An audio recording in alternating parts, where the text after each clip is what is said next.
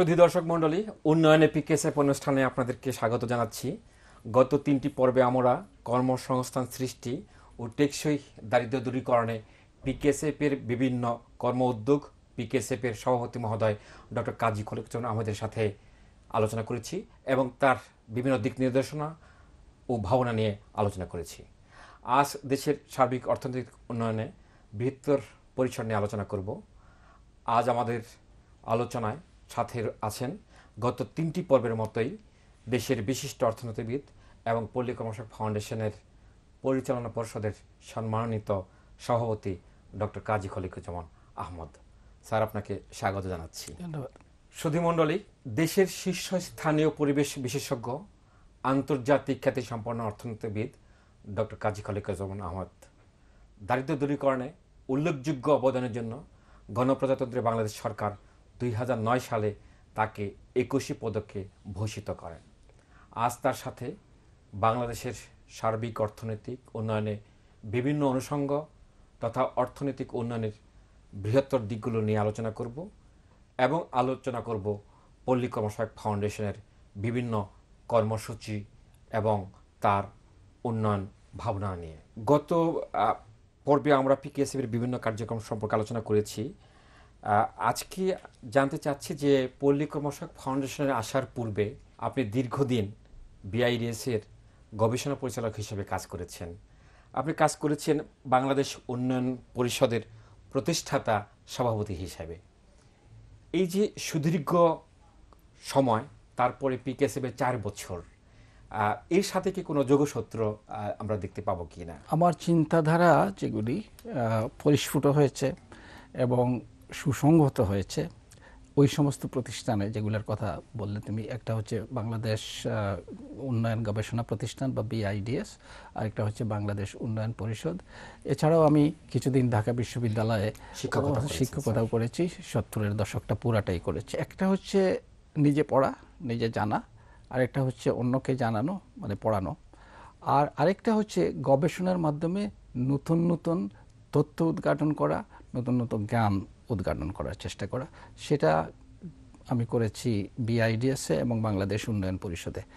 সেখানে আমরা নীতি নির্ধারণ কিভাবে হতে পারে, কোন বিষয়ে কোন কোন জিনিস অন্তর্ভুক্ত হওয়া উচিত, অথবা কোনো নীতি আছে সেই নীতিকে আমরা মূল্যায়ন করেছি, সেই কাজগুলো করেছি এবং তারপরে কোন খাতে কী ধরনের কাজ করার সে দিক নির্দেশনাগুলো তৈরি করার চেষ্টা করেছি। সেটা হচ্ছে ওইখানকার কাজ। এবং সেগুলি আরেকটা দিক আছে, সেটা হচ্ছে নিজের যে প্রফেশনালিজম, সেটা ওখানে করার একটা সুযোগ আছে, সেটা করেছি আমি করেছি এবং আমার অন্যান্য সহকর্মীরা এই কাজগুলোই ওখানে করেন। পল্লী কর্মসহায়ক ফাউন্ডেশন হচ্ছে একটা ভিন্ন ধরনের প্রতিষ্ঠান। সেখানে হচ্ছে বাস্তবায়ন। এতদিন থেকে যে কথাগুলো আমার মনের মধ্যে মাথার মধ্যে গ্রথিত হয়ে আছে, সেই বিষয়গুলো এখানে বাস্তবায়নের একটা সুযোগ। যেমন আমার একটি বই আছে, মানুষের কথা উন্নয়নের কথা। সেখানে গেলে দেখা যাবে যে মানুষ কিভাবে প্রতিবন্ধকতার মাধ্যমেও কেউ কেউ এগিয়ে যেতে পারছে, কেউ প্রতিবন্ধকতার মধ্যে আটকে যাচ্ছে। এবং কেন আটকে যাচ্ছে সেটা হচ্ছে যে ব্যবস্থাটা সঠিক নয়। অবস্থার পরিবর্তনের জন্য ব্যবস্থা বদলের প্রয়োজন। এবং আরেকটি বই আছে, সেটার নামই হচ্ছে অবস্থা পরিবর্তনের জন্য ব্যবস্থা বদলের প্রয়োজন। তো এই যে বিষয়গুলো, সেই বিষয়গুলোকে বাস্তব ক্ষেত্রে বইয়ে লেখা একটা জিনিস, গবেষণা করা একটা জিনিস এবং বাস্তবায়ন করা অন্য জিনিস। তো এখানে বাস্তবায়নের যে সুযোগটা, সেটি আমার ওই ধ্যান ধারণাগুলো থেকে প্রসূত যে প্রক্রিয়া, সেই প্রক্রিয়ার সঙ্গে এটাকে সংযুক্ত করার একটা সুযোগ। কিন্তু ওটাও প্রয়োজন ছিল, ওটাও প্রয়োজন আছে, এটারও প্রয়োজন আছে। সুতরাং কোনোটাই ফেলনা নয়। কেউ যদি বিশ্লেষণ করার ক্ষমতা না অর্জন করে, তাহলে তাকে এই বাস্তবায়নে দিক নির্দেশনা দেওয়াও সহজ হবে না তার জন্যে। তো সেই জন্যে আমি মনে করি যে এটা একটা বড় ধরনের যোগসূত্র আছে। ওখান থেকে যে ধারণাগুলো হয়েছে, এখন সেটা বাস্তবায়নে আমি তোমাদেরকে সহযোগিতা করতে পারছি। কিন্তু আপনি প্রায় বলে থাকেন যে ওই সময় আপনি অনেক গ্রামগঞ্জে ঘুরেছেন, এখন পিকেএসএফ এসে আপনি যাচ্ছেন। তো এই যে সুদীর্ঘ কত 20-30 বছর পরে আবার গ্রামে যাচ্ছেন পিকেএসএফ এর কোনো কার্যক্রম দেখতে, সেখানে মাঠ পর্যায়ে গিয়ে আপনি না, সেটা হচ্ছে তখন হচ্ছে গবেষণা করতে যেতাম। তখন আমি সারা দেশ ঘুরে বেরিয়েছি, কারণ অনেকগুলোই আমার গবেষণা হচ্ছে গ্রামে গঞ্জে, মাঠে ঘাটে, রাস্তায়। তো সেই গবেষণাগুলোর জন্য আমি প্রায় সারা দেশ যেতে হয়েছে, আমাকে শিবিরে আছে। গিয়েছি। হ্যাঁ, মানুষের পক্ষে কাজ করার বাসনা সেটা ছিল, সেটাকে বাস্তবায়ন করার যে একটা আগ্রহ ওইখান থেকে জেগেছে বাস্তবায়ন করার, কিন্তু সুযোগ ওখানে নেই, ওখানে ওই পর্যন্তই। তো সেই সুযোগটা এখানে আছে। এই জন্যই আমি মনে করি এই দুটোই একের অকের সম্পূরক। এই যে বাংলাদেশ ধারাবাহিকভাবে প্রবৃদ্ধি অর্জন 6% উপরে করে যাচ্ছে, আমাদের আইলার কথা বলি, আমরা সিডারের কথা বলি, অর্থাৎ জলবায়ু পরিবর্তন জনিত যে অভিঘাত রয়েছে, এইগুলো যদি না হতো তাহলে কি আমাদের প্রবৃদ্ধি পরিমাণ আরো কি বেড়ে যেত? পৃথিবী উষ্ণ হয়ে যাচ্ছে, তার কারণ হচ্ছে মূলত পশ্চিমা বিশ্ব গ্রিন হাউস গ্যাস তাদের শিল্প, তাদের পরিবহন ইত্যাদির মাধ্যমে তারা যে গ্রিন হাউস গ্যাস নিঃসরণ করেছে সেটা বায়ুমণ্ডলে জমা হয়ে আছে। জমা হতে হতে যে সূর্যের যে তাপ আসে এটা সবটা ফেরত যেতে পারে না, সেই জন্য পৃথিবী উষ্ণ হয়। তো পৃথিবী উষ্ণ হওয়ার সঙ্গে সঙ্গে যেটা হচ্ছে বরফ গলে যাচ্ছে, তারপরে সমুদ্র পিঠ উঁচু হচ্ছে, তারপরে অনেক বেশি ঝড় ঝাপটা ঘূর্ণিঝড় ইত্যাদি হচ্ছে। সেটা হচ্ছে মূলত জলবায়ু পরিবর্তন বিষয়টা। এই বাংলাদেশ হচ্ছে এর একেবারে সম্মুখ সারিতে, যে অভিঘাতের সম্মুখ সারিতে। কারণ আমাদের অবস্থানটা এমন যে আমরা একেবারে বড় নদী অববাহিকা পৃথিবীর তিনটি, ব্রহ্মপুত্র, গঙ্গা এবং মেঘনা, এই তিনটার সর্বনিম্নে অবস্থিত, কাজে এই পানি আমরা নিয়ন্ত্রণ করতে পারি না। আরেকটা হচ্ছে যে আমাদের উপকূলীয় এলাকা অনেক লম্বা, সেখানে সমুদ্র থেকে যে লবণাক্ততা ঢুকে এবং সমুদ্রপৃষ্ঠ উঁচু হলে সেখানে সমস্যা দেখা দিচ্ছে। নদী এত বেশি নদী ভাঙ্গন বাড়ছে, তো এই যে অভিঘাতগুলো ঘটছে তাতে সাধারণ মানুষই কিন্তু বেশি ক্ষতিগ্রস্ত হচ্ছে, কারণ তারাই ওই এলাকাগুলোতে বাস করে, যে এলাকাগুলো বেশিরভাগই আক্রান্ত হয়। 64 জেলার মধ্যে প্রায় 19টি জেলায় 19টি জেলা ওখানে, আর এছাড়া ভেতরেও আছে, ভেতরে যেগুলি আছে হাওর অঞ্চল, যমুনার অববাহিকা এইদিকে আছে। হ্যাঁ, তো সারা দেশে সাধারণ মানুষ, দরিদ্র মানুষ, পিছিয়ে পড়া মানুষ, তাদের উপরেই অভিঘাতগুলো বেশি পড়ে। যখনই একটা ঘটে, আয়লা ঘটে বা সিডর ঘটে বা ছোট ছোট তো ঘটছে প্রতি বছরই, কিছু না কিছু তো ঘটছে প্রতি বছরই। দেখা যায় এইবার এই বছর কয়েকদিন আগে হলো, তখন যে আমাদের দুটো জিনিস ঘটে। একটা হচ্ছে ক্ষয়ক্ষতি হয়, যে ফসলের ক্ষয়ক্ষতি হয়, রাস্তাঘাটের ক্ষয়ক্ষতি হয়, বিদ্যালয়ের ক্ষয়ক্ষতি হয়, অন্যান্য ক্ষয়ক্ষতি, জীবনের উপর সেটা তো আছে কিছু। ওইটা অবশ্য আমরা অনেকখানি এখন নিয়ন্ত্রণে নিয়ে আনতে পেরেছি। এই যে ক্ষয়ক্ষতি হলো একটা, দ্বিতীয় হচ্ছে এই যে মানুষগুলি ক্ষয়ক্ষতি হলো, যে মানুষগুলির ক্ষয়ক্ষতি হলো, তাদের তো ঘুরে দাঁড়াতে হবে, কাজে সেখানে অর্থায়ন দরকার। তো উন্নয়ন অনেক সময় বিদেশ থেকে টাকা কিছু পাওয়া যায়, অনেক সময় পাওয়া যায় না। সেটা উন্নয়নের জন্য যে অর্থ নির্দিষ্ট থাকে সেখান থেকে এখানে স্থানান্তরিত করতে হয়। তার মানে হচ্ছে যে তোমার উন্নয়ন প্রক্রিয়াটা ব্যাহত হয়। তো সেজন্যে অনেকেই সারা বিশ্বে কিছু হিসাব আছে, এবং এই হিসাবে দেখা যাচ্ছে উন্নয়নশীল দেশে সবগুলা মিলালে পরে যদি জলবায়ু পরিবর্তনের এই অভিঘাতগুলো না ঘটতো, তাহলে প্রবৃদ্ধির হার আরও, যেমন যদি 7-8 থাকে গড়ে, এটা 3 বা 4% অঙ্ক বেশি হতো, ওর উপরে হতো। যেমন 7 থাকলে 10 হতো। আর বাংলাদেশে আমাদের যে হিসাব, পুরো হিসাব নেই, তবে আমাদের যে হিসাব, সেই হিসাবটা হচ্ছে যে আরও 1 থেকে 1.5 বা 2 পর্যন্ত শতাংশ অঙ্ক বলে এটাকে, শতাংশ না, শতাংশ অঙ্ক। তার মানে আমরা যদি 6 করি তাহলে 7.5 বা 8 হতে পারত। তো এই হিসাবটা আছে আমাদের। কাজে এই জলবায়ু পরিবর্তনের অভিঘাতটা আমাদের মানুষকে পিছিয়ে দিচ্ছে, দারিদ্র অনেকাংশে বেড়ে যায় ওই সময়, ওই এর পরে পরে যারা দরিদ্র তারা নিঃস্ব হয়ে যান, অতি দরিদ্র হন, অতি দরিদ্র নিঃস্ব হন, আর দরিদ্র না যারা দরিদ্র সীমার কিছু উপরে, তারা আবার দারিদ্র সীমার নিচে নেমে পড়েন। প্রক্রিয়াটা জটিল স্যার, খুবই জটিল। একটা হচ্ছে যে ব্যাপকতা বাড়ে দারিদ্রের, আরেকটা হচ্ছে গভীরতাও বেড়ে যায় ওই সময়। তো এই সমস্ত সবগুলো হিসাবে নিলে দেখা যাবে যে আমাদের অর্থনৈতিক প্রবৃদ্ধি আর একটু বেশি হতে পারত, দারিদ্র নিরসনও আরও বেশি হতে পারত। আমরা অনেক দূরে গিয়েছি দারিদ্র নিরসনে, আরও এগোতে পারতাম এটা না হলে। সো এই অভিঘাতগুলো আমাদের বিবেচনায় কিন্তু বাংলাদেশে আছে। তো সেখানে আমরা বাংলাদেশে অন্য অনেক দেশে ঠিক ওইভাবে আমরা যেভাবে এখানে পরিকল্পনা বাংলাদেশে করেছি, Bangladesh climate change strategy and action plan, তার মানে হচ্ছে যে যে অভিঘাতগুলো ঘটছে সেগুলোকে আমরা কীভাবে মোকাবেলা করব, তার বিভিন্ন দিক নিয়ে এই তথ্য সম্বলিত এবং নীতি নির্ধারক একটা দলিল, এবং সেই দলিলে কতগুলো মৌলিক নীতি আছে, কতগুলো বাস্তবায়নের কথা আছে, অনেকগুলো প্রকল্প চিহ্নিত করা আছে যে কি কি কাজ আমরা করব। তো সেইখান থেকে আমরা অনেকগুলি ইতিমধ্যে বাস্তবায়িত হচ্ছে, কিন্তু এই সমস্যাটা এত জটিল যে এটা সহসা এখান থেকে বেরিয়ে আসা স্যার, সম্ভব এই না। বিষয়ে আমরা বিরতির পরে আলোচনা করব। আমাদের একটু বিরতি নিতে হচ্ছে। সুধী দর্শক মণ্ডলী, বিরতির সময় আমাদের সাথে থাকবেন।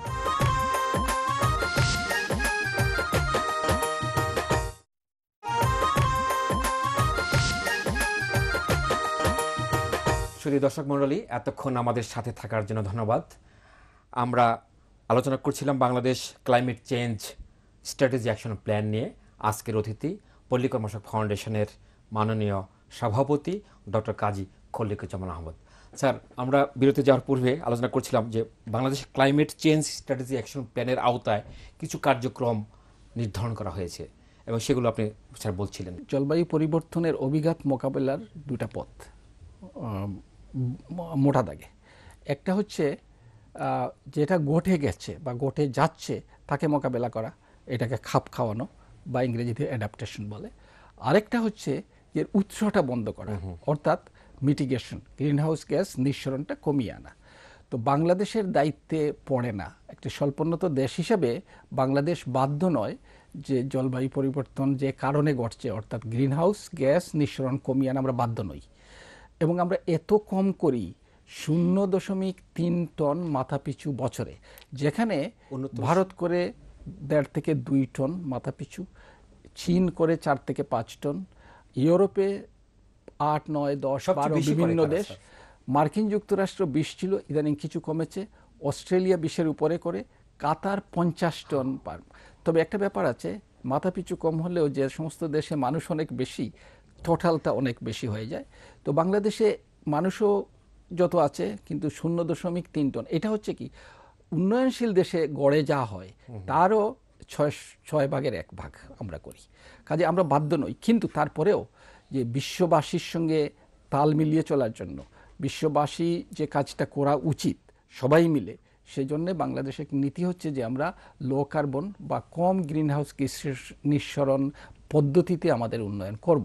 তবে কতগুলো শর্ত আছে। একটা শর্ত হচ্ছে যে আমাদেরকে প্রযুক্তি এবং তথ্য উন্নয়ন বিশ্ব থেকে দিতে হবে। আমাদের দারিদ্র্য নিরসনে ব্যাহত হতে পারবে না, দারিদ্র্য নিরসন চলতে থাকবে যেভাবে চলছে, বা আরও ত্বরান্বিত হতে হবে। আমাদের প্রবৃদ্ধি কমবে না। এই কতগুলো শর্ত সাপেক্ষে আমরা সেই পথে যাব বলে আমরা সিদ্ধান্ত নিয়েছে সরকার। এবং এই বিসিসিএসএপি 2009 সালের জুলাই মাসে গৃহীত হয়েছে, এবং একে এই ধারণা স্থির করা হয়েছে যে উপকূলীয় এলাকায় কি করা হবে, 6টা পিলারের কথা আছে। তো সেগুলোতে বিস্তারিত আমি যাচ্ছি না। মোটা দাগে যেটা বলতে পারি যে অনেকগুলো হচ্ছে যে জ্ঞানটাকে বাড়ানো, আরো গবেষণা করার কথা বলা হয়েছে, নলেজ ম্যানেজমেন্টের কথা বলা হয়েছে। কতগুলো হচ্ছে যে মোকাবিলা, যে ঘটনাগুলো ঘটে যাচ্ছে সেগুলো কিভাবে মোকাবিলা করা, ক্যাপাসিটি বিল্ডিং না, মোকাবিলা করা খালি ক্যাপাসিটি বিল্ডিং না, বাস্তবায়নও। ক্যাপাসিটি একটা অংশ, বাস্তবায়ন। দলিল যেটা আছে সেটা একটা দলিলের সমস্যা আছে যে সেটা অগ্রাধিকার চিহ্নিত করা হয়নি। আরেকটা আছে যে এটা বাস্তবায়ন করতে গেলে কত টাকা লাগতে পারে সেই হিসাবটা আমরা এখন করিনি। হ্যাঁ, অর্থায়নের হিসাবটা এখন করতে হবে, অগ্রাধিকার নির্ধারণ করতে হবে করে। কিন্তু ইতিমধ্যেই বেশ কিছু বাস্তবায়ন হচ্ছে এবং সরকারি পর্যায়েও বিভিন্ন মন্ত্রণালয়ে অনেকগুলি প্রকল্প বাস্তবায়ন করছে এই দলিলের অ্যাকশন প্ল্যানের আওতায়। তো এটার এখন বাস্তবায়নে তো অনেক জিনিস লাগে। একটা লাগে তোমার প্রযুক্তি লাগে, আরেকটা লাগে অর্থায়ন লাগে, আরেকটা লাগে তোমার নীতি কাঠামো। তো সেটা আমরা তৈরি করছি, কিন্তু অর্থায়ন এবং প্রযুক্তি এই দুটোর প্রয়োজন। কিছু কিছু জিনিস আমাদের যে অর্থায়ন আছে সেটাতে হয়, আমাদের যে প্রযুক্তি আছে সেটাতে হয়। আরও দূর এগিয়ে যেতে হলে এটা একটা আমরা আন্তর্জাতিক দাবি হচ্ছে যে অর্থায়ন এবং প্রযুক্তি হস্তান্তর, যে প্রযুক্তিতে আমরা এমন একটা অর্থনীতি গড়ে তুলতে পারবো যেটা জলবায়ু পরিবর্তনকে মোকাবেলা করে এগিয়ে যেতে পারবে, সেই ধরনের প্রযুক্তি। তো প্রযুক্তি বলতে সবসময় বেশিরভাগই বলা হয় গ্রিন হাউস কমানোর প্রযুক্তি আন্তর্জাতিক বিশ্বে। আমরা এখন বলতেছি না, খাপ খাওয়ানোর জন্য যে প্রযুক্তি, সেই প্রযুক্তিও আমাদের পেতে হবে এবং সেটাও বাইরের থেকে আসতে হবে। আমাদের তো সেটা আমরা কিছু কিছু করছি, কিন্তু সব করার কোনো ক্ষমতা নাই। যেমন আমরা একটা করেছি, লবণাক্ততা সত্ত্বেও একটা ধান আমাদের লবণ সহিষ্ণু সহিষ্ণু জাতের একটা ধান তৈরি করা হচ্ছে। ভালো। তো এই ধরনের গবেষণা আমাদের এখানে হচ্ছে, কিন্তু এটা অ্যাডাপ্টেশনের পার্ট। এটা অ্যাডাপ্টেশন, আমরা অ্যাডাপ্টেশনের কথাই বলছি। মূলত ওরা বলে কি, যেমন তোমার সোলার, এটা হচ্ছে মিটিগেশন। তো সেই মিটিগেশন নিয়েই বেশি কথা বলে উন্নত বিশ্ব, যখনই প্রযুক্তির কথা বলা হয় ওইগুলা বলে, কিন্তু আমরা ওইগুলার কথাও বলছি। আমরা নিজেরা গবেষণা করছি, বাইরে থেকে গবেষণা করতে হবে। তো এই বিষয়গুলোতে আমরা কিছু দূর এগিয়েছি আমাদের নিজেদের যে সক্ষমতা আছে সেটাতে, এবং যে অর্থায়ন, অর্থাৎ এবং এটাকে বাস্তবায়ন করার জন্যে যতটা সম্ভব নিজের পায়ে দাঁড়িয়ে, সেই জন্যে সরকার 2010 সালে একটা তহবিল গঠন করে। সেই তহবিলের নাম হচ্ছে Bangladesh climate change trust fund. Trust fund, তাতে 3 বছর সম্পূর্ণ সরকারি অর্থায়ন, সম্পূর্ণ সরকার বাজেট থেকে আসে। 3 বছর, প্রথম 3 বছর 700 কোটি টাকা করে বছরে দেওয়া হয়েছে, 2100 কোটি। তারপরের বছর 400 কোটি, আর এই বর্তমান যে বাজেট চলছে সেখানে 250 কোটি। তার মানে হচ্ছে 2750 কোটি টাকা এই সরকার নিজের বাজেট থেকে এটা দিয়েছে। অন্যান্য অনেক দেশে খোঁজ করলে দেখা যাবে যে এটা নেই। সুতরাং আমরা এই দিকে আছি। সেই জন্য আমরা যখন আন্তর্জাতিক পরিমণ্ডলে কথা বলি তখন আমাদের বেশ শক্ত অবস্থান থেকে বলতে পারি যে আমরা নিজেরা আমাদের সমস্যা চিহ্নিত করেছি, নিজেরা আমরা বাস্তবায়ন করার চেষ্টা করছি অনেকগুলো প্রকল্প, কিন্তু আর বেশি এগুতে পারবো না যদি না তোমরা তোমাদের দায়িত্ব পালন করো। স্বল্প উন্নত এবং উন্নয়নশীল দেশগুলোকে সহায়তা দেওয়া, সহায়তাও বলবো না, এটা অর্থ এবং প্রযুক্তি হস্তান্তর করা তাদের একটা দায়িত্ব, কারণ তারাই হচ্ছে আসল কারণ, আমরা তো দায়ী না এটার জন্য। সুতরাং তাদের এই কাজগুলো করতে হবে, আমাদের সক্ষমতা বাড়ানো তারা সহায়তা করতে হবে। তো তাদের সহযোগিতায়, এবং তারা বলেনও, তারা এটা স্বীকার করেন, কাজ করতে দেখা যায় অনেক সময় অঙ্গীকার করে সেইটা বাস্তবায়ন করেন না। এটা আমরা দেখেছি এবং এটা ঘটছে অহরহ। তবে যে তাদের দায়িত্ব এটা তারা কিন্তু স্বীকার করেন, এটা বিভিন্ন দলিলে আছে। আন্তঃরাষ্ট্রীয় যে জলবায়ু পরিবর্তন প্যানেল, সেটা যে প্রতিবেদন, সেখানেও তারা রাজি। আমরা যে প্রতি বছর মিটিং করি, কপ, কনফারেন্স অফ দি পার্টিস, যেটা পোল্যান্ডে হয়ে গেল, পোল্যান্ডে সম্প্রতি হলো, সেখানে তারা এগুলো স্বীকার করেন, কিন্তু এর পরবর্তী পদক্ষেপটা একটু মুশকিল। যাই হোক, তাদের সহায়তায় আমরা আরেকটা তহবিল গঠন করেছি, সেটা হচ্ছে Bangladesh climate change resilience fund. যে মাল্টি ডোনার ফান্ড, এটা আমি ওইটা বলতে চাই না, এই জন্য এটা রেজিলিয়েন্স ফান্ড। অনেকেই অনেক সহযোগী, উন্নয়ন সহযোগী এখানে অর্থায়ন করেছেন, মূলত ইউরোপের বিভিন্ন দেশ। এর চেয়ে সবচেয়ে বেশি অর্থ এসছে যুক্তরাজ্য থেকে, এমনকি যুক্তরাষ্ট্র 9-10 মিলিয়ন ডলারের মতো দিয়েছে, যেটা সাধারণত তারা দেয় না। তারা ব্যতিক্রম করে বাংলাদেশের এই ফান্ডে অর্থায়ন করেছে, কারণ এটা খুবই একটা গুরুত্বপূর্ণ জিনিস। অর্থের পরিমাণ খুব বেশি না হলেও তারা যে আমাদের নিজেদের যে প্রচেষ্টা সেটাকে সমর্থন করে, তাদের যেটা সাধারণত তারা করেন না সেই ধরনের একটা কাজ তারা করেছেন, যে আমাদের এখানে কিছু অর্থ দিয়েছেন। তো সেজন্য আমি মনে করি যে বিশ্বে আমাদের এই বিষয়ে সংহতি প্রকাশের মতো, সংহতি প্রকাশ করার মতো আমরা কাজ করছি। আমরা জানি পিকেসেফও একটি প্রকল্প বাস্তবায়ন করছে এই ট্রাস্ট, এই রেজিলিয়েন্ট ফান্ডের আওতায় বোধ হয়। রেজিলিয়েন্স ফান্ড যেভাবে বিন্যাস করা হয়েছে তাতে 10% এর এই পুরা অর্থ যতটা আসবে তার 10% এনজিওদের মাধ্যমে বাস্তবায়ন করা হবে, বা